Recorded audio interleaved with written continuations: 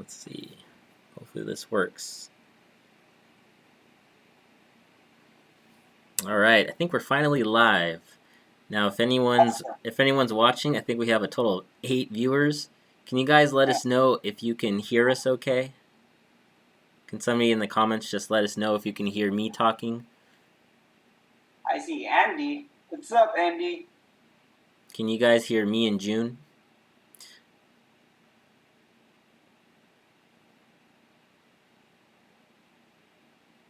Nick, what's up? Nick Fish.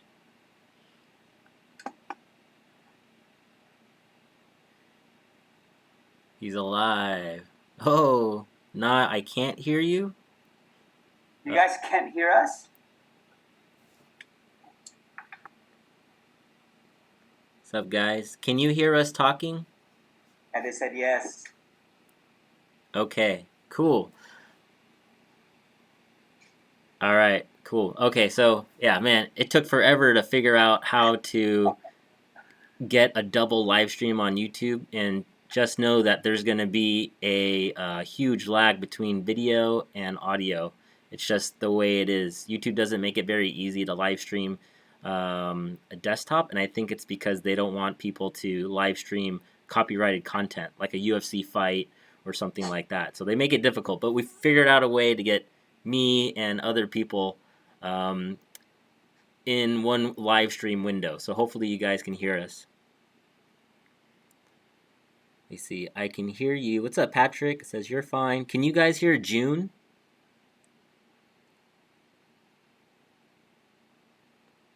Oh, Kayak Fishing with Matt says he can hear us both.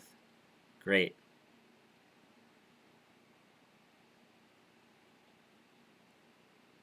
Cool. June, can you say something? I'm just kidding. Yeah. All right, cool. All right, well, thanks for everybody for coming on over. I don't know, in light of the lockdown, I figured it was a good chance to have like a kind of conversation with the subs. Wait, June, can you really not hear us, or are you just joking? I can. I'm just joking, guys. I'm just joking. Okay. That's shady, man. Don't do that to me. So basically, yeah, June's just messing around. Okay, so basically, yeah, it's a crazy, once in a lifetime, worldwide situation where everyone's kind of locked down. So just want to, get everybody in a room. One, I did promise in one of my past videos that I was going to give away a spot in this guy's tournament, and so I really think that to do it live would be the way to go. Plus, I don't know, I've always wanted to do like a podcast or a video cast, similar to what Joe Rogan does. And going live, I think is the easiest way to do it, especially since I'm not supposed to be near anyone within 6 feet, right? So hopefully, this works out and the delay doesn't drive you too crazy. But we're going to talk about what's happening in the in the world today. We're going to talk about how that affects fishing and if you can actually go out. And we're going to talk about a couple things that's on top of mind. We're going to have a quick AMA session, Ask Me Anything session, and then we'll do the live giveaway. It's going to be a draw via Instagram. So if you haven't entered, go on my Instagram. One of the posts shows you how to do that. Ish, they were saying we're lagging. I can see ourselves on the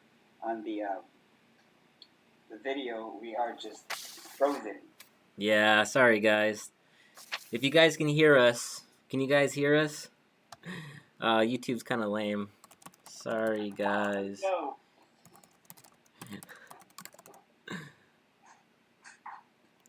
I can see ourselves right here. We're just not moving at all, like what they say.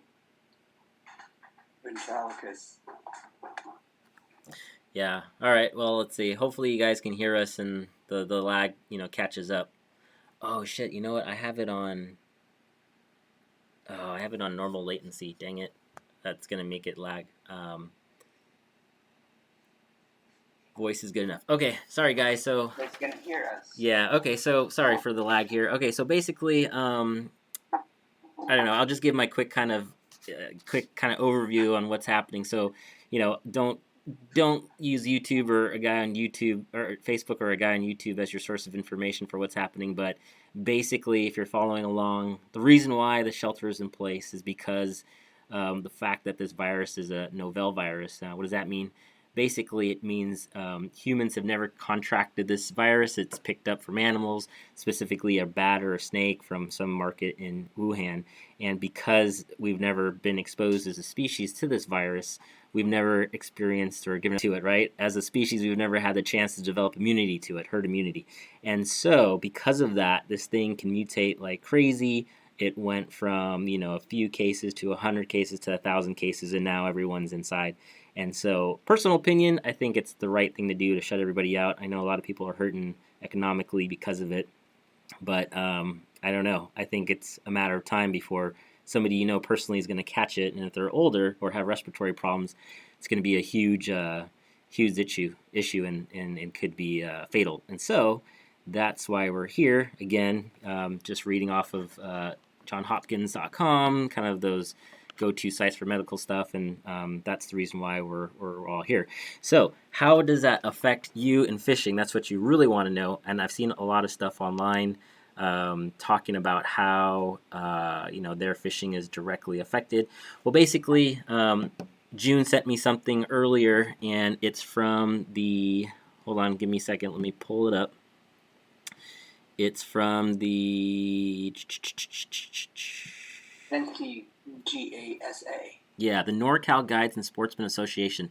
So they said this, and they consulted with state and local officials. So again, this is third-party information coming from a group that's official and has been working with state and local officials. And they say that outdoor recreation is still being permitted and even encouraged, if done so responsibly. They're asking that activities involving non-family members limited to 6 to 10 people, as assuming you can maintain retail mom and pop tackle shop and your big box ones, but restaurants and or takeout only. You can go to supermarkets. You can get gas. Blah blah blah.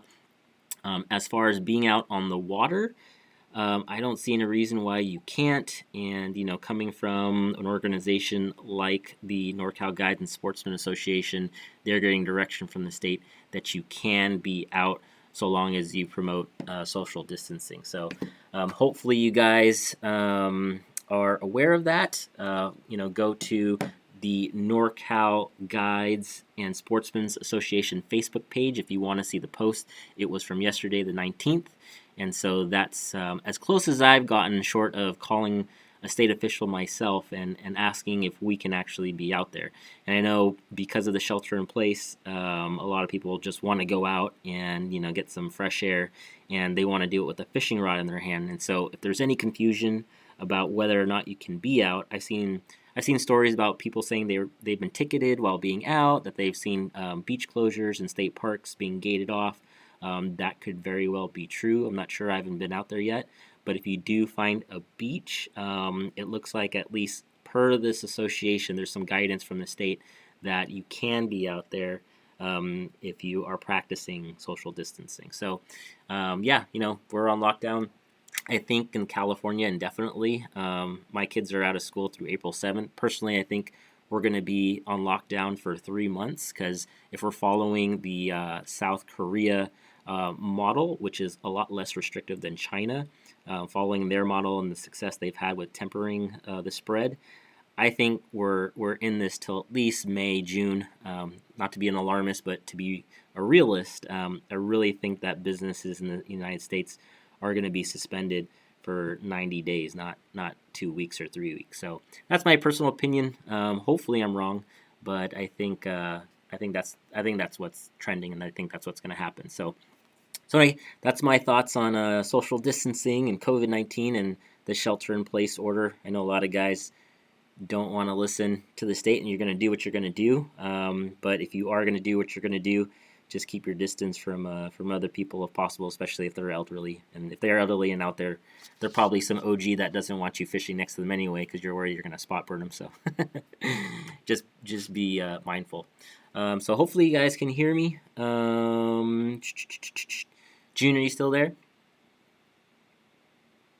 I'm here, Ish. I'm here. I can hear you All right. loud and clear. Yeah, man. What's your thoughts on what's going on? Well, I guess like what the NC Gassas mentioned about fishing. I guess we can still go out and fish. They actually encourage us to go fishing.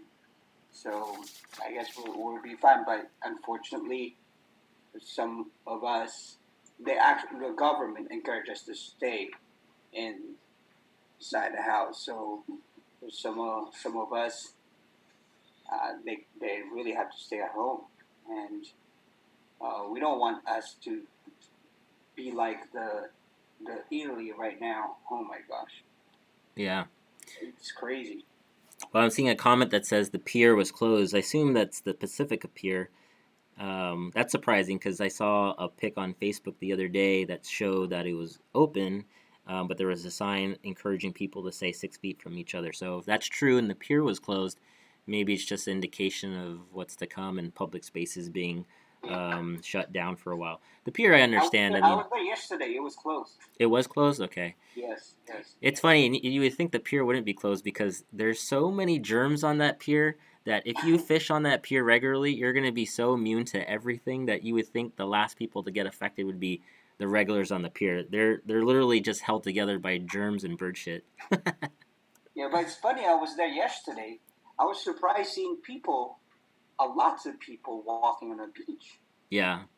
Yeah, no, I think people are going to flock to the coast and state parks. I was telling my wife that I wouldn't be surprised if the beaches aren't as bad as like Florida and the spring breakers, but are going to be just crazy packed with anglers and because a lot of people have free time and they want to get out and what's a better place to go than the beach? We're just here at the tail end of a rainstorm and we're gonna have some sunny days this weekend up until Monday when I think the rain comes back. So I bet you tomorrow and Sunday it's just gonna be like packed. So if you are fishing, just be mindful of the suggested distance you should keep from people.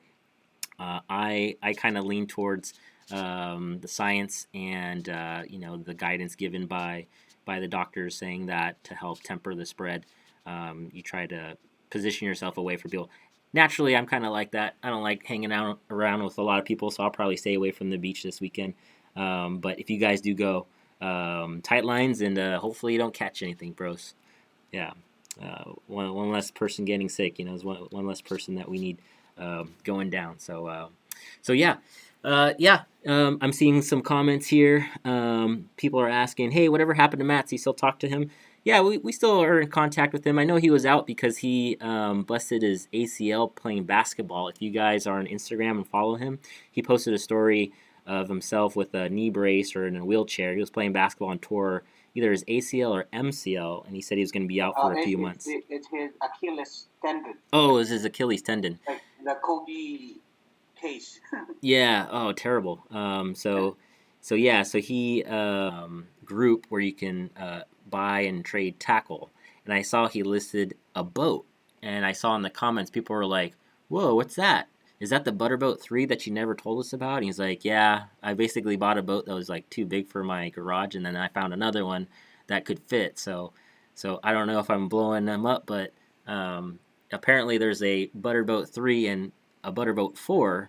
And I don't know what he's doing. I'm sure he's like on the mend and gonna film soon. So for those of you that are wondering where he's at, that's as much as I know. Yeah, he's still there. He'll be back. He'll be back. I'm constantly chatting with him Oh, to good, check on him. Yeah, he's still recovering with his, but he's doing better. He's doing better. good. Oh man, okay. So unfortunately, on my window it says unable to connect to chat. Please try again later. Does that say the same thing on yours, June? Nope. Can you see that? Mine is doing well. Or is the chat still going back and forth? Yeah. Okay, good. All right. Well, sorry guys, I can't see the chat, but June, if you see something worth noting in the chat, let me know. We'll talk about it. Yeah. I'll see. Oh, can you get out on your kayak? That's from Ericinato. Can we still go out from a kayak? Yes. Oh, So here's what I know as far as vessel-based fishing. Okay, so um, when the directive first went out for the Bay Area counties, my friend Miguel of Native Anglers, you've probably seen him in a bunch of my videos. He's the one that put me on a ton of rockfish in my PB lingcots. He had a Instagram story where he went out. He was I don't know what he was targeting, maybe sand dabs or something, but as like soon as he left either the National Guard or the Coast Guard, and he has a video of it on his Instagram, and basically they told him verbally that while they can't physically stop him or force him to turn around, he was under advice to turn around, and that if a sheriff pulled him over, they could fine him. So he turned around and went back because I think at the time there was a lot of unknowns, and he didn't want to risk getting a ticket.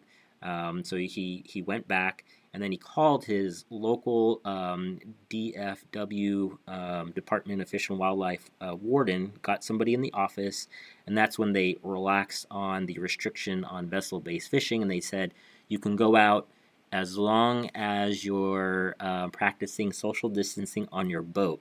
So if your boat is big enough to hold multiple people, they're advising you to stay, 6 feet away from each other. So on his boat, that's really only like 3 people end to end. If you're on a kayak, a single person kayak, you're fine. If you're on a two-person kayak, you're probably not 6 feet from each other. So don't quote me on this, but from what people are telling him and what I've been reading, um, they might say something if you're on a two-person Hobie, for example, and you're back to back and close to each other. If you're by yourself on a kayak, you should be okay. I had some friends that went out today, and they said they weren't bothered and everything was fine. Beautiful conditions. I had a friend that went out yesterday, did some crabbing, and he was completely fine. Said nobody spoke to him at the launches. So I think we're kind of coming out of this gray area where they're encouraging you to go out. So as long as you are practicing social distancing. So obviously, if you're on a boat by yourself, you're fine. If you're on a kayak by yourself, you're fine. But if you're with people and buddies, I don't know how they're going to enforce it. I don't really see the National Guard. yep. Yeah, what I'm actually doing is using my work Zoom account, using a third party. I think it's Potty. a potty. That's what happens when you have kids. I'm using a third party. I think it's called a modifier or coder, and it's basically forcing Zoom into the live stream. And so with that, there's some latency and some disconnection. But if as long as you can hear us, that's good. I can't see the chat, so June is being the chat I guy right got now. throw some questions for us. Because right now you guys are just saying what's up, what's up. Yeah, yeah. Hey, let's slide into a AMA session. So ask me anything, ask us anything, and we'll try to Yeah, answer. anything. Since everybody right now is at home, we're not doing anything. Come on, Yeah, I'm not we have fishing. some I'm not questions. working. What's up? Yeah. Seaside, what's up? Seaside is up, and who else is up here? Seaside Roots. Dude, what happened to your recent video? What recent video are you talking about? Uh I oh. didn't put up a recent fish. Did I put a recent I video up there? I saw it, but I don't know where it went. He. That was a film and release. Yeah, that is a film and release. You call that film and release? Oh my gosh. Okay, there's one more question, but this is um June. You're gonna delay your tournament, but this is Ish with Fish show. Okay, this is not. It's gonna be. We don't know yet. To answer your question, we don't know yet. I'm waiting for a month to observe things, and from there we're gonna make a decision.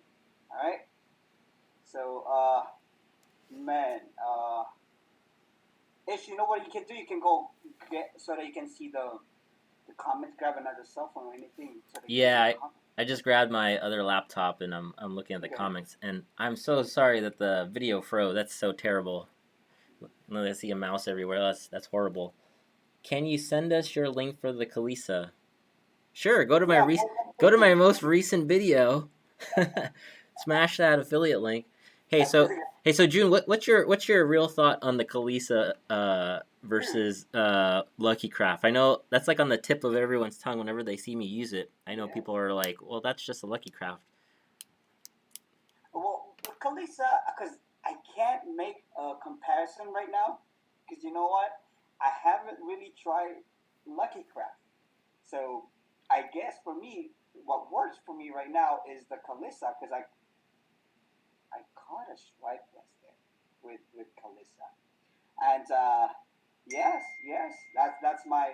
I can't really compare them. I thought they similar. They're exactly the same configurations, shapes, colors, everything. I guess it's just a matter of you going out at the beach and putting some time and fish with it. So that's my opinion with that. Yeah, So, yeah. For me, honestly, okay. So if you're watching, I know a lot of my subscribers have come in from my product reviews because my product reviews like they did pretty well and they always do the best for me. And so I guess you guys don't like to watch my fishing videos. You guys like me. You guys like it when I talk about tackle. So in the spirit of that, my honest opinion is that Lucky Craft they basically built the inroad to what was going to work really well for surf perch and halibut and stripers on the west coast. Kalisa, in my opinion, saw that they probably are overpriced. Lucky Crafts are like so expensive. I've lost 3 glow sardines or metallic sardines in my life. That's like $65, maybe $70, right? And so it's interesting. Like I always knew that a mimic or a copy would come in and undercut them, and that is what the Kalisa is, in my opinion. What surprises me is that they charge just enough to rank a little higher by price on Amazon. Um, and they don't price it for what I think it should be is like maybe like $7 or $8. I understand there's overhead. YouTubers got to make commissions, blah blah blah. They're definitely stealing market share from Lucky Craft. If you watch or if you saw my post the other day, I actually saw the sardine glow on sale on Amazon. It never goes on sale. It was on sale from like $21 or $22 to like $17. And honestly, I think that's in direct response to how well the Kalisa has sold. And so, okay, remove the marketing hat for me. In my opinion of market strategy, does it work? It totally works. I mean, I caught the biggest red tail surf perch I've ever caught with it. I caught 2 really good ones. It's the first time I ever threw it. The action was pretty good. It actually vibrates the tip of my rod a little harder than a Lucky Craft. A Lucky Craft has like a tight little shimmy. This thing like kind of buzzes when it comes in if you reel it in right. So, the bill's a little different. The body is a little different. In my opinion, the terminal tackle, the hooks and the split rings are a little better actually um, than the Lucky Craft, and so yeah, that's my honest assessment of it. If you are a diehard Lucky Craft fan, this doesn't apply to you. Who cares? Don't get butthurt over it. Unless your last name is Lucky Craft, then be sad that business is being lost. But if you are a black and white angler and you just want what works, and you want to save a couple bucks, there's a new option on the market that kind of steals the shine off of Lucky Craft. Sorry to say. So yeah, that's my thought on it. And if you agree, great. If you don't, then don't smash that affiliate link. But if you want to give it a shot, uh, between June and myself, we've posted the links on our videos. And I don't know. Proof is on camera. If you ever tried to film yourself fishing and create a cohesive video that people want to watch of you catching it, you know how hard it is. So to use a lure that makes it that much easier to catch something right away, which is what this lure did, then that's kind of where I fall in. Like, hey, it works. It's a tool in my bag. Um, it works. So yeah, that's that's my position on that. yeah. And also make sure, guys, when you purchase Kalisa or LC, make sure you guys change the hook. The hooks are treble hooks, right? To size 6 or 4. That's just me. Yeah, the recommended replacement is like 2 times or even maybe 4 times. I don't know, owner, VMC, saltwater rated size 6 treble, and a 50-pound size 4 split ring. I really like the Spro 50-pound split rings. So it's kind of expensive hardware to replace the 3 split rings and the 3 trebles on a Lucky Craft or a Kalisa lure. It's gonna be like a few bucks per lure. But if you hook into something big, that's one less kind of obstacle in your mind that might give up that fish. And so, to me, it's always worth replacing the terminal tackle, unless you go with the Joe bags. Joe bags, like, I don't understand how they can make money because they have a really well made lure in the shorter minnow. That's the one that Glenn on Facebook kind of put everyone on. That thing comes with VMC hooks, and so VMC is like they're pretty badass stuff. So, and I think those lures are between $9 and $11, and you get like a popper action or a jerkbait action if you let it sink a little bit. I've never caught anything on it, but I don't throw it as often. Yeah, that tells me that both Lucky Craft and Kalisa are priced at what the market will bear. What it costs to make, they probably only cost $1 or $2 per lure, if that. But people are willing to spend $20 per lure for each one, so that's what the market's willing to bear. So that's what people are paying. Here I see a question: are you guys finding redtails in San Mateo County? I don't even know where San Mateo County is. Sand crab. I send the hook first behind the eyes, and then the shank through the body's eggs, and they'll take a swipe, if not inhale it, especially if it's a soft shell. And you don't want to overcast. If you have a soft shell on, the best thing you could do is kind of sidearm, kind of sling it into the first trough because the fish are like really close to you. So if your soft shell is flying off, it's because you're casting too hard. You're probably casting too far anyway. So just kind of figure out how far you can physically cast a soft shell. Once you figure that out without it flying off the hook, that's where you want to be anyway. Yeah, and also when you're casting, sometimes your bait is dunked in the water. So when you cast that, your bait will come off automatically if your bait is in the water. So make sure when you're casting, you're off the water. And also for me, when I depending on my setup, my setup is fish find the rig. If you notice, if you have a slider on the sinker, there's a T shape on that slider. That's where I put the hook with the bait. And then when I cast it, it will just stays there, and then your bait most likely will not fly out. Cool. Yeah. You guys know what I'm saying.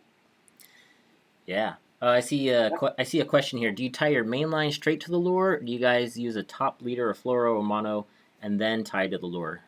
Yeah. So me personally, if I'm targeting perch and perch only, I like to go pretty light, like 10-pound fluoro with a FG knot, 6-foot leader. I like fluoro because it has a tendency to sink, and I don't really need any stretch.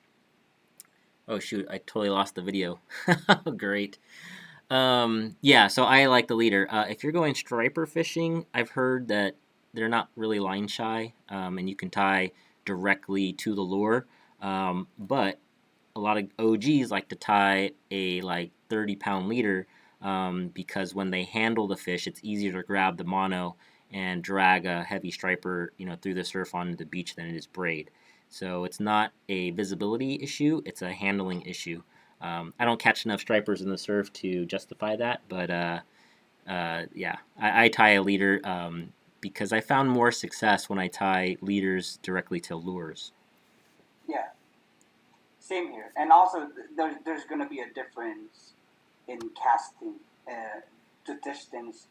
For me, if I put up a 40-pound leader on my attached to my main line, for some reason I will cast it straight compared to just direct to the braided line. And I thought, and you're right, when you hook up with a big fish, you will not get cut by the braided line. So I use that leader to hold it and pull the fish. Cool. How do you throw lures in strong current? Okay, so So this one's interesting. So current to me dictates structure. I mean, of course, there's tide and swell, but again, I'm not great in surf. But if there's like a side wash, that tells me I'm in like a flatter area. What I look for are areas where there's a rip, where the current wants to pull straight out, because it's those kind of freeways of current that the fish look for and kind of sit on the edges of, and will pick off. Lures not so much, but I've had a lot of success with bait. So what I do is I'll look for a rip, and I'll look for the edge of a rip, and I'll free line. I don't know, I'm giving some stuff away, but I'll free line like a Carolina rig, right? Like with a 2 ounce egg weight. If I'm out there and the water's really rough, I'll look for a rip, and I'll free line an egg weight on that rip. If I'm using like a sandworm or a soft shell, and just open the bail and let the line kind of drag out and kind of pinch the line, and you'll be surprised. Like there'll be a fish that's waiting on that edge, and that rip might be sucking that line out, and then boom, all of a sudden you have a nibble. So, do I fish, lures in currents? Nah, it's kind of hard because the action I think is kind of messed up by the strength of the water. So I'll go with the bait and just kind of let it float around. But oftentimes, I don't know. I find that fishing's a lot harder when there's a really heavy swell and a lot of current, and the fish kind of work hard to eat, and so you really have to work hard to find them. I agree. Yeah. So yeah, June, when are we gonna get you on a sturgeon? Dude, that was fun. Sturgeon. Oh gosh. I wish. I'm telling you, like what I was telling Steve, the Captain Stello, just put me on his boat. If I get a time, I guarantee you I will catch a sturgeon. Yeah, if anyone's never been sturgeon fishing, it's so weird. Like it's the opposite of surf fishing. You do everything in your power to stay still and not move, and you're not feeling the bite. You're staring at your rod for the bite, and so. Yeah, I don't know. I don't know if that's most people's style of fishing, but if you can hook up, it feels so crazy good because you know how difficult it is to target these things, and to land one is awesome. So yeah. Whoa! Oh, did somebody just donate money? a donation? Oh, Whoa! what's up? Say huh? Say ha! Dang! Thanks, guys. Hey, man. Hey, June, I owe you in and out because this is it's not just my show. I owe you Starbread or something. Yeah, for anyone that's asking if we're still live, we are still live. I don't know why, but we're having technical issues with the live feed. We're using a third-party app to originally stream our two faces, and the lag was so bad. So what you're seeing now is the placeholder for the Instagram giveaway for the More Than Fishing tournament. So I don't know, June. Are you still want to answer questions, or how you feeling? You guys I'm, still? I'm, I'm doing great. I'm not doing anything tonight. I can't stay here till 3 in the morning, man. Go ahead, throw us some question. Yeah, I'm all yeah. right If with you guys that. want to. All right, okay. Well, here, June. No one Come asked on. it, and I wanted to talk about it. Catch and release, man. Well, what are your thoughts on catch and release and the CNR mafia? Oh my gosh, is what kind of question is that? There's a fine line between catch and release people and catch and eat people. That is a very, very, very hot topic. What do you think, guys? What do you think? Let me see. You know what? Let ask them first. What are their thoughts about catch and release and catch and eat? What do you guys? What are your thoughts? Because I have a lot of things in my head right now. So yes, That that's a is a big big question, question, Michael. Michael. Uh, De Jos Reyes. That's a big question. Yeah, Marty. Yeah, yeah. Huh? Oh, Huh? see two polar opposite chats right there. Martin said the Here, thing is salmon are dying and striped bass aren't native, which I still think is true. They're not natural. They're not natural. I mean, people consider them naturalized fish. To me, they're like, oh man, they're like big. river rats and pinstripes, and they actually taste pretty good. But you know what? For me, sorry. For me, if striped bass is not a native species here, but I think there are already native species because they've been here for so long already and they survived. I That's think true. that you can already call them as ours. That's just my opinion. Yeah, that's true. Before you go into that, I just want to answer this one guy's question. Why do you put a swivel next to your TA clip? So I do put a barrel swivel because I found that if you tie a Palomar knot straight to your tactical angler's clip, um, it restricts the action of both a Castmaster and a jerkbait. So I put like a 80-pound swivel. That's like really tiny. It's like one of the tinier expensive ones because it allows for the the tack clip, the tactical angler's clip, to vibrate back and forth a little bit more. So I know it's like one more point of failure in your line, and most guys probably don't need it. I like to have it. Yeah, And see, you want to go back to the catch and catch and release. release? Yeah, I yeah. think Yeah, there's going to be a okay. long battle. So here's my position on catch and release. So, and I might lose some subs because of this position. Okay, so speaking for myself, right, a guy that really only fishes a few times a month. My channel is really kind of predicated on weekend warrior status. I don't have the time to go out and fish as often as a lot of hardcore guys, especially hardcore like striper guys that are out there every day, right? I'm a dad first. I have a career, blah blah blah. I'm a better father than I'm a fisherman, and I like it that way. So when I do go out, if I happen to catch something, I'm catching it because I want to eat it, right? Because I don't have the opportunity to go out as much. What I do catch, I do want to keep if it's legal. And so I consider my batting average pretty high, knock on wood, because I don't go out as often. I still have a channel I want to maintain, but it's not a knitting channel, right? It's not a gaming channel. Like nature has to cooperate, and I have to catch something to put a video up. So when you do see me catch something, it's because it's a lot of preparation. It's a lot of consumption of information online. I watch a lot of YouTube. I keep in touch with a lot of people that go out regularly, and I use that information to give myself a great chance to go out and catch something, right? Fishing used to be point and shoot and cross your fingers for me. Now it's like educated guesswork and a lot of legwork to put myself in a good position, right? And so, because of that, because of the work behind the scenes, if I catch something, I'm gonna keep it, right?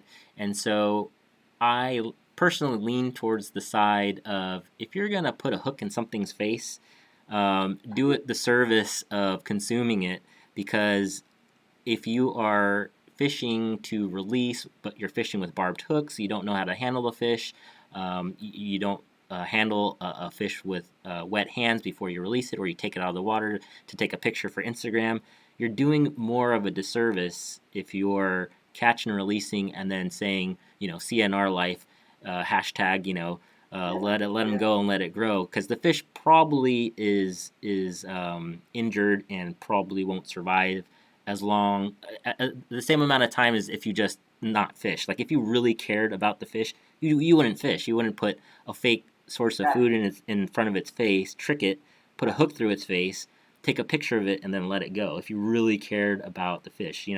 And I know a lot of guys are against that. A lot of guys probably don't like that mentality. Me personally, I'm not a bucket fisherman. I don't go and try to fill up a bucket and then say it's like I'm feeding my family. I'm kind of in between. But I do see some hypocrisy in people that will land 300 stripers in a season, pat themselves on the back for letting them all go, knowing that if they're good, a small percentage probably didn't make it because they are injured to the point where they couldn't survive on their own anymore because their mouths were destroyed or a seal was waiting for them.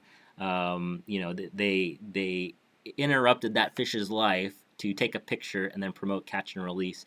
I'm on the side of your catch, your call.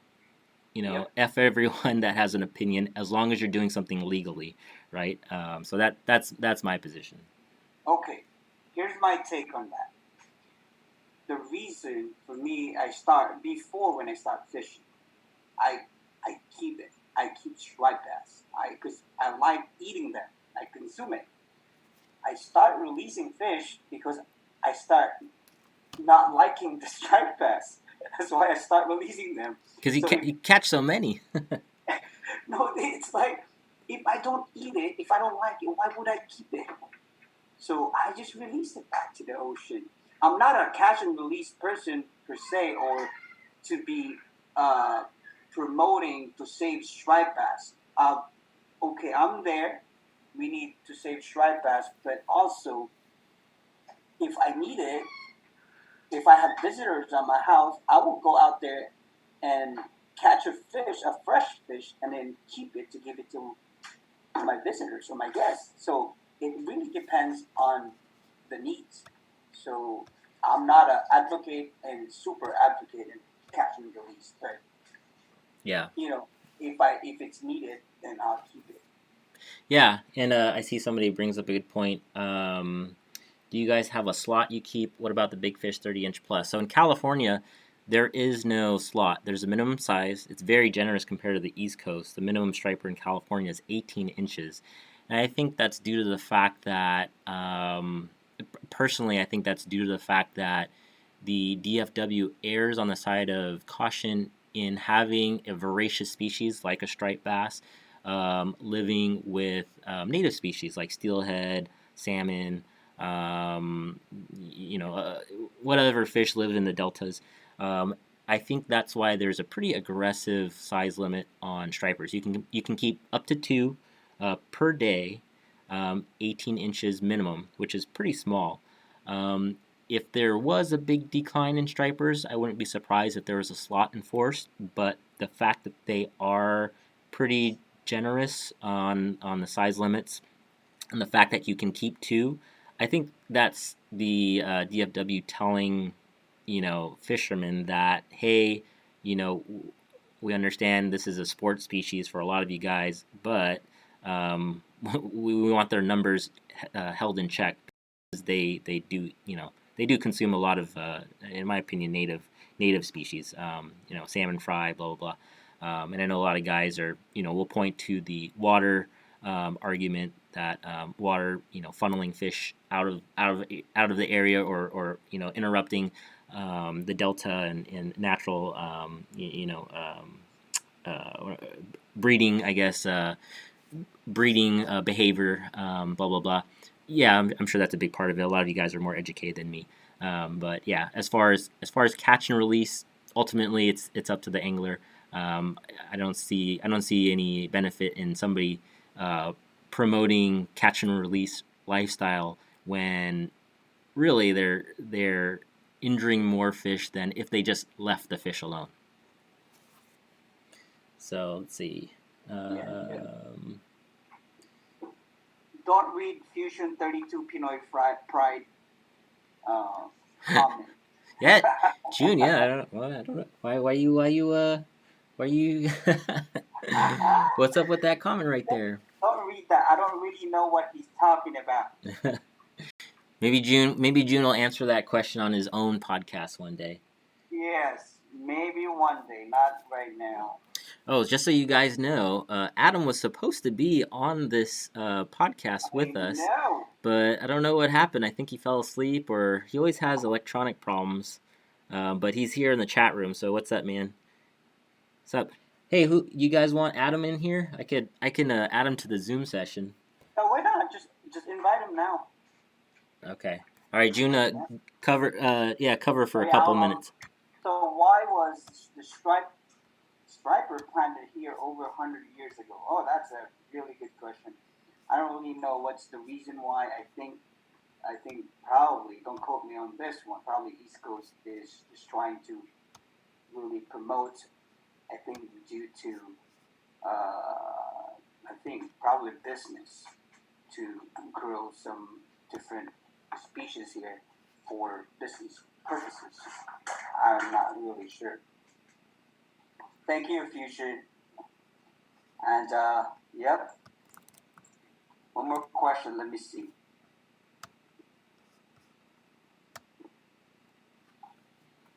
Just throw us a question, guys, and we will answer it. We have a lot of time, and we're sorry about the feed. Is we're having a problem with the YouTube connection right now. So, they were donated, Jesse. Thanks. All for sports. Yeah, my knowledge of that is I think it was like around 130 to 140 years ago. They were shipped over by train. I think there was like an initial population of like 150 fish, and they were brought over and released certain parts of the Bay Area for sport. And people wondered if they would take. Well, they took, and I think stripers are that kind of species that they'll inundate any body of water very quickly. And so I think that's why in California we have pretty aggressive limits on them. Yeah, I think if there was really a case to build them as a true sport species, the DFW would change the regulations and have like mimic the East Coast. I think the minimum size to keep is like 28, maybe 30, and then you gotta let them go if they're over a certain number. So yeah, I think that's why. But it's fun. It's fun. So like to me, like I understand they're fun to catch, and I don't know. I haven't had the chance to catch like one over 10, 20 pounds, and so I've never felt that rush. But stripers, at least in the Bay Area, they are probably the number one game fish. They're fun. You can target them all sorts of ways: trolling, surf, inshore, delta. They're everywhere, and so you can target them in all sorts of ways. So maybe that's why they're one of the number one game fishes around here. Let's see here. Do crabs live in troughs like perch and stripers? That's a good question. Do crabs live in troughs like perch and stripers? I definitely think they. I definitely think that when they're feeding. Okay, so crabs are interesting. We'll go down the crab route. And this is what I know about Dungeness crabs. They cannot walk forward or backward. They can only walk sideways. And so they cover the ocean floor in these erratic patterns to cover as much ground as possible because they're bottom feeders. When they're feeding, they're everywhere. If they're not feeding, in my experience, they will kind of gravitate towards depressions in the bottom of bodies of water. I know that because I'll drop pots where there's a change in a depth on my kayak. More often than not, I'll find like a collection of crabs where there's that kind of change in depression. So there's a little bit of like science behind dropping pots and being successful. As far as like snaring, I don't know how you would be able to, unless you like were snaring a trough, just like you were fishing. But yeah, I think crabs can gravitate towards changes in structure also. Let's see. What's up, guys? Oh, Hey, what's up, Adam? All right, guys, you asked for him. Here he is. I don't know what took so long, Adam. Sorry. I'm just so busy these days, you know. Catching all that fish, yeah. Is that Ray Romano? Who's that? Oh, hey, what's up, Adam? No, I'm just kidding. Yeah, hey, so it's for anyone still on the line, looks like we still have 56 current viewers. What's up, guys? Thanks for sticking around. We've got Adam joining us, so say hi to Adam. They don't know him as Adam. They know him as the short guy.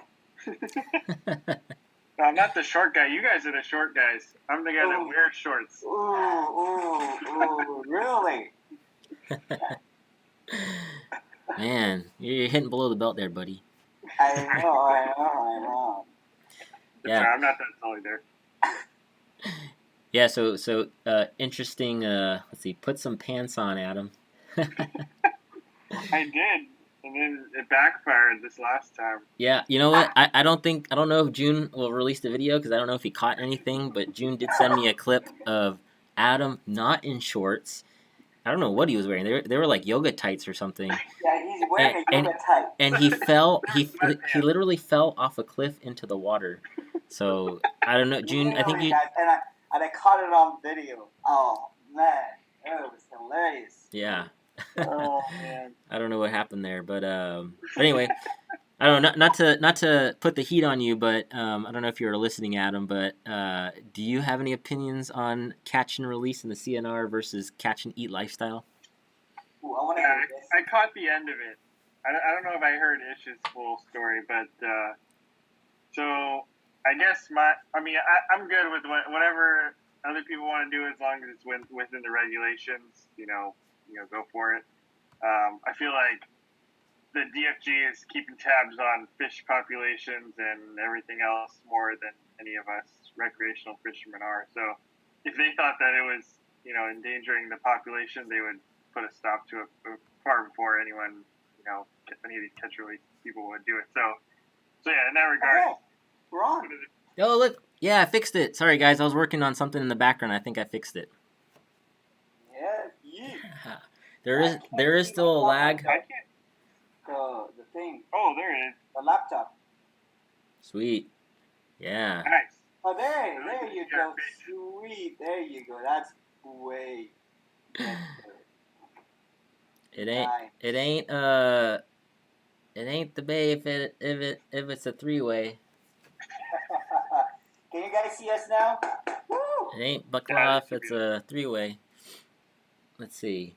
All right. Yeah. So yeah. I kind of echo Adam's point. In my opinion, there's a lot more educated people on the subject that get paid to go out in the field, do the research, to be in and out, live that life every day to kind of define where the populations are of every species and let us know what we can and can't keep. So, yeah, that's a good point. Yeah. Yep, I agree, Jeremy. Everyone has their own thoughts, and I think they should be allowed to think it without being chastised for it. Let's see. What's up? What's up, Matt? Kayak fishing with Matt. Hey, he's the guy that put me on a sturgeon. He put Adam on a bunch of non-sturgeon fish. So I would tip my. It wasn't his fault. I would tip my my guide. Adam is like, you owe me money, buddy. Okay, he got me some fish that would pull some drag. Yeah, that's true. All right. Yeah, I'm Chris. gonna be like this, Ish. If I'm talking to you, I'll be like this. Ish. Is that right? Yeah, there's about a 3 or 4 second lag. So thanks for hanging out with us, and if you guys don't mind the lag, we're here to hang out. Don't stare into each other's eyes. I'll try not to. Yeah, so Adam, we got here a little late, but we talked about COVID-19, shelter in place, how that affects fishing. Well, Adam went not to blow an upcoming video potentially, but Adam was on his kayak this morning. How did it go? Can you let the people know that are interested in vessel fishing what's up? So, as far as I know, you still can fish, as long as you're being responsible about it. I think I heard that boats of more than 6 are. I don't know if it's strongly discouraged or even illegal. I'm not 100% sure, but I mean, obviously on a kayak, it's no more than 1 or 2. So yeah, as far as I know, it's still legal. I was out there today and didn't have any issues or no one said anything. So Cool. It's still good as far as I know. Good. That's good to hear. Yeah. Let's see. Fishing, on the other hand, I don't know about that. The fit. Okay. So we may not get a video. Yeah. So Sabiki King asks, do you guys see worms in big barred surf perch often? I've seen worms in a few of the ones I catch. I've from time to time will see sea lice in surf perches in place of its tongue or in its gill.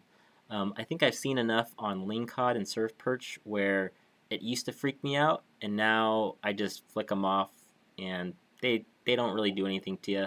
They don't bother me as much anymore. What about you guys? Worms, though, I've seen worms in rockfish and lingcod all the time, but I think I'm at a point where I know enough of them to fillet and remove them and not really worry about them. I see some worms in perch bellies. Yeah. But not as much as the striped bass. Striped bass has tons of worms in their bellies. But Yeah. surf perch, not that much. It's rarely I see some worms there. Yeah, I don't see sea lice in the surf perch very often, but I don't know, Ish, maybe you're fishing in a sea lice infested waters. Yeah, you've never seen one fall out of their gill. Maybe like once or twice, not very often though. I see big sea lice there. But definitely in lingcod though. Like I feel like almost every lingcod has one. Yeah, you'll see sea lice in their gills and worms under their skin. So you definitely have to be cautious of what what's in a lingcod and a rockfish. And it totally makes sense. They're stationary fish. They don't really move much. I think the last thing I read was they move on average 4 feet per day. So if I was a parasite, of course I would jump on a lingcod.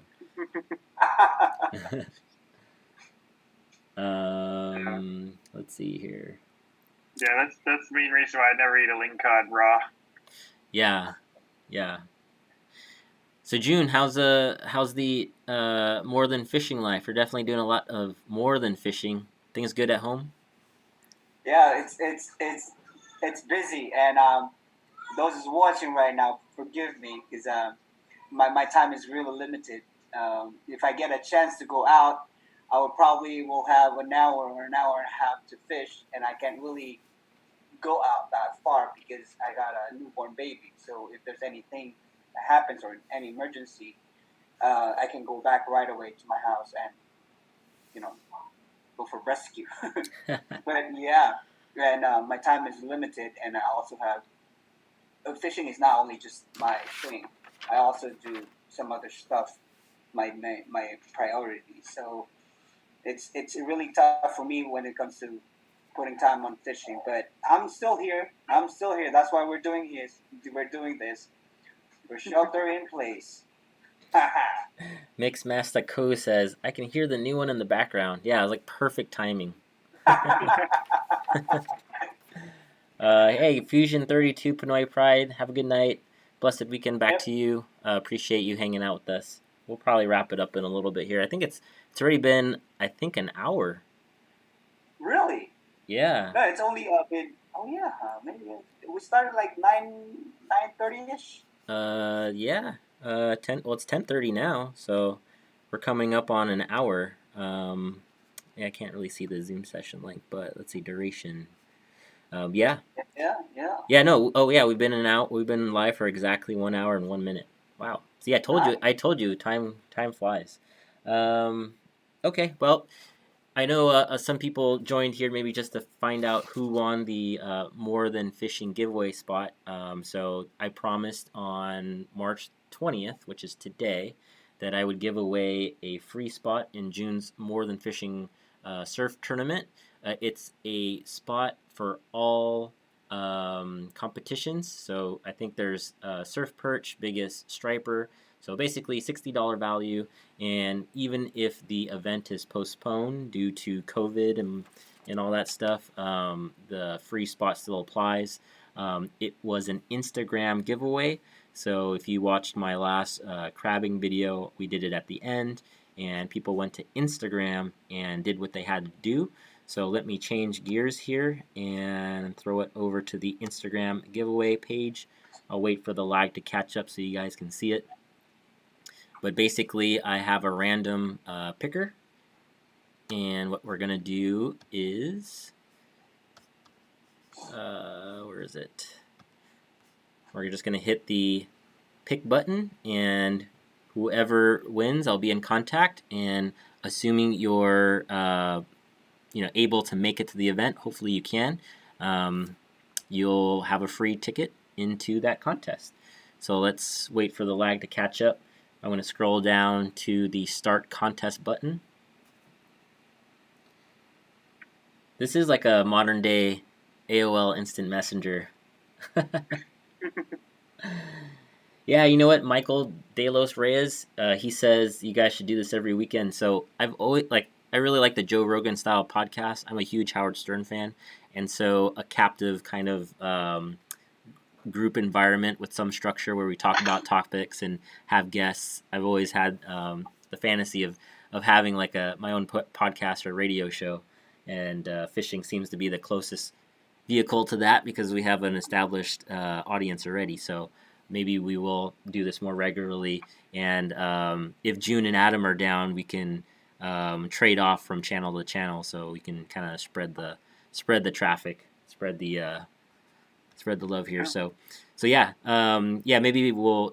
I think I ideally would like to record like a multi-camera show, so it looks like an official show one day. So we'll see. Okay, here we go. I'm going to click Start Contest, and this is the winner of the Ish with Fish giveaway for the 2020 More Than Fishing Surf Tournament Contest. Here we go. Good luck.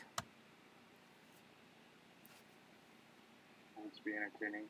You'll get to see it for a little while before everyone else does. Yeah. I'm not gonna say who won. Okay, here it comes. It's pretty cool. This site's pretty cool. Watch what happens.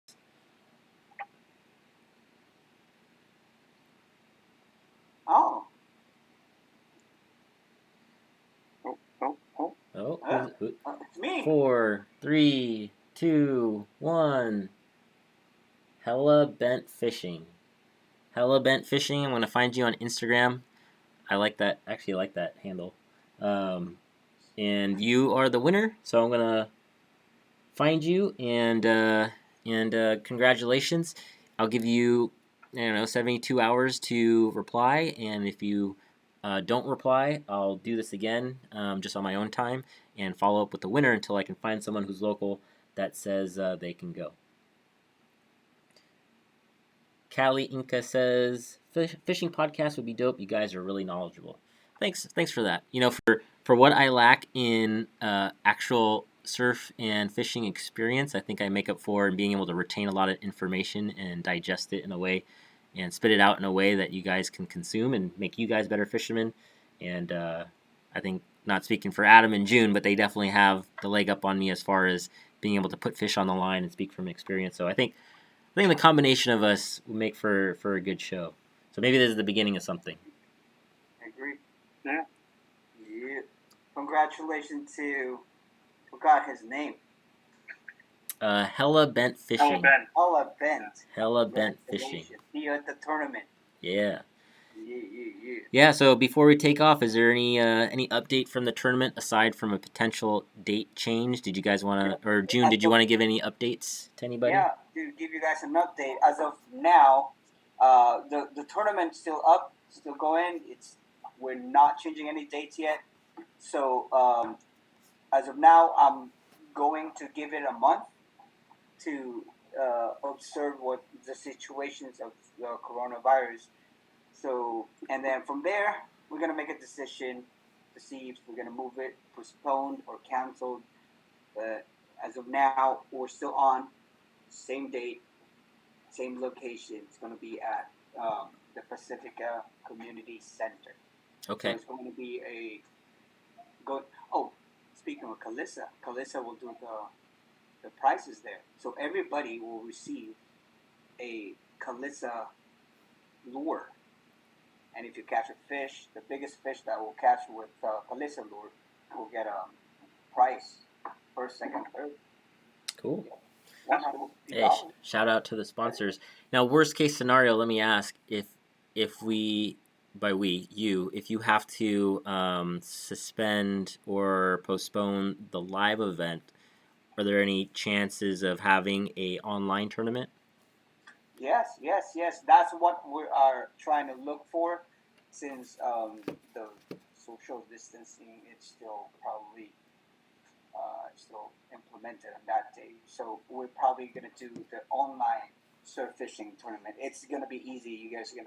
You don't really need to go to certain locations to check in or to do stuff, but you're just gonna turn in your catch online through our website, and we'll pick the winner, the biggest fish. I did this already last year with the surf perch tournament, and it worked really good.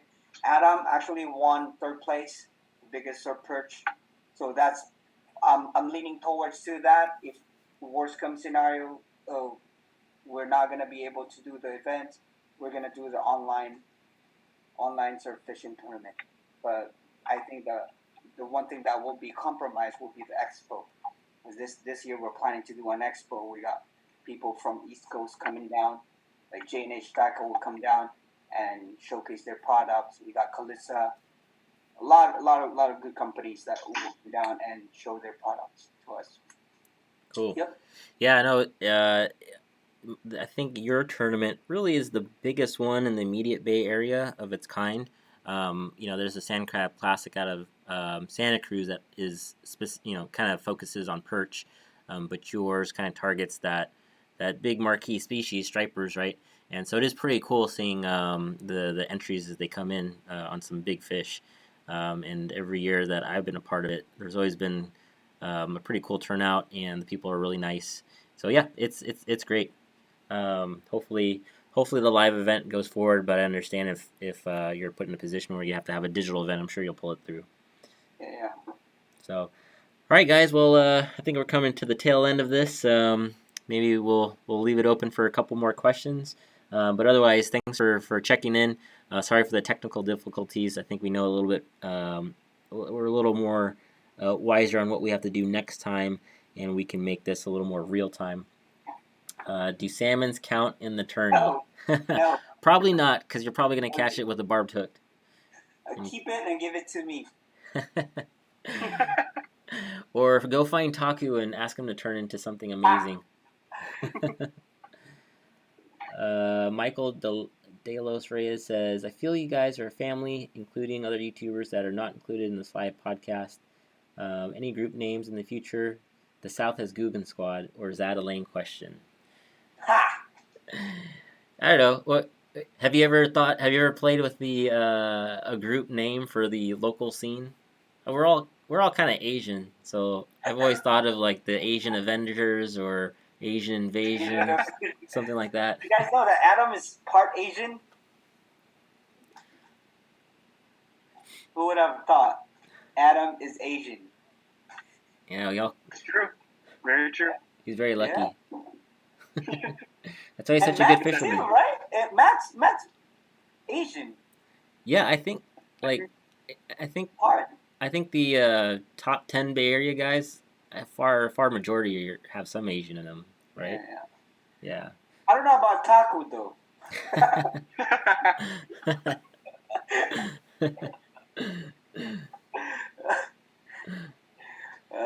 Asian invasion. Michael says yes, we can see that. Jesse says yeah, he looks it. Yeah. Yeah, June, I don't think it's any surprise. Yeah. Some people actually think that I'm full Asian, so sometimes I get both ways every once in a while. Yeah, I'm always in the miscellaneous bucket. People don't know what I am. I'm half Filipino, so I try to play that up for fishing, because I feel like it'll help my fishing. It gives me some cred on the street. Another, like, if there was like a big fishing Puerto Rican contingent, then I would play that up and be like, dale dale. So if I do throw on a fob accent though, it's only because I grew up with a fob mother. Sorry, Mom. I'm actually not a pure Filipino. My mom is, and my grandpa is a pure Chinese. We are Chinese, so I'm 1/4 Chinese. Really? Yeah, quarter. Yes. Oh. My dad's genes is just super strong. He's pure Filipino. That I got his genes. Wow. So yeah. And I was born in Philippines. Mabuhay mga Filipinos out there. Wow. Yeah. I can call you more than Wuhan.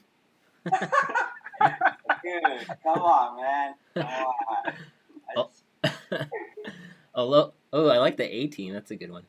Aloha Milton says he's half Thai but mistaken for Latino a lot. Well, if you're a Filipino and if you've ever been mistaken for Mexican, it's because we're the Mexicans of the Asian. So don't be don't be surprised. Cool. Well, yeah. Thanks, guys. The Glockman 22 man says, "Good stuff, guys. Learned a lot fishing from you guys. You should do this regularly." Sure, I'd love to. And yeah, thanks for watching us. Hopefully, you guys have learned a lot. For me, speaking for myself, I like to do this channel because it makes me a better angler, puts me in touch with the community, and I do like to pass on knowledge where I can. And I think June and Adam feel the same way. So, if you guys have anything else to close, Adam, anything? No, I'll just be on time next time. I know. Sorry, I missed the majority of it, but I'm excited for the next one. Cool. June, anything? Any news on the more than fishing end other than the tournament? I really enjoy this, guys. I really enjoy it, and I think because I'm mostly inside the house. So, and thanks to all those that tune in with us. Thank you, guys. Yeah. Have a good night, guys, and we'll see you on the next live stream. Take care. Stay safe. Stay inside. If not, stay away from each other. Social distancing, it's a real thing. And we'll see you at the end of this. Take care, guys. Have a good night. Bye. See you guys. Bye. Bye.